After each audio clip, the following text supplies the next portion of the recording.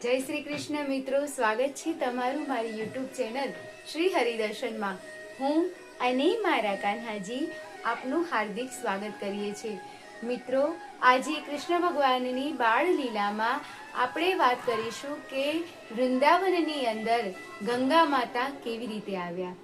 અહીંયા એક બાજુ જ્યારે સાવિત્રી માસી ગંગાની યાત્રા કરીને આવે છે ત્યારે યશોદા માતા તેમને મળવા માટે જાય છે અને ગંગાજીનું મહત્વ સમજાવે છે કે યશોદા માતા, કાન્હાજી, નંદ બાબા અને પૂરા ગામના લોકો આ મહત્વને જાણે છે।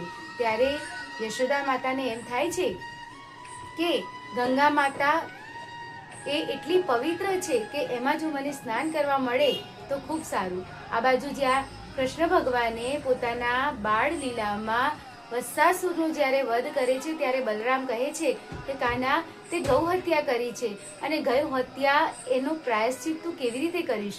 ત્યારે કાન્હાજી કહે છે કે ગંગામાં નાહવાથી આનો પ્રાયશ્ચિત થઈ જાય છે, પણ ગંગા તો ત્યાં છે જ નહીં। ત્યારે ભગવાનની કૃપાથી, ભગવાનની આજીજી કરવાથી ગંગા માતા વૃંદાવનમાં આવે છે, પધારે છે અને એ જગ્યાનું નામ માનસી ગંગા રાખવામાં આવે છે।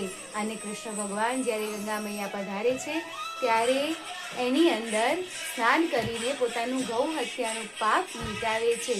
મિત્રો, ગંગા એટલી જ પવિત્ર છે કે તમારા અનાયાસે થયેલા પાપ કર્મો જો તમે ગંગામાં નાહો તો તે વળીને ભસ્મીભૂત થઈ જાય છે। સ્વયં ભગવાને પણ પોતાના, ભલે એ રાક્ષસને માર્યો હતો પણ એમનાથી ગૌ હત્યાનું એ પાપ થયું હતું, એ પાપ એમને ગંગામાં ધોયું હતું। તો ફરી એક નવી લીલા સાથે મળીશું, ત્યાં સુધી મને રજા આપશો।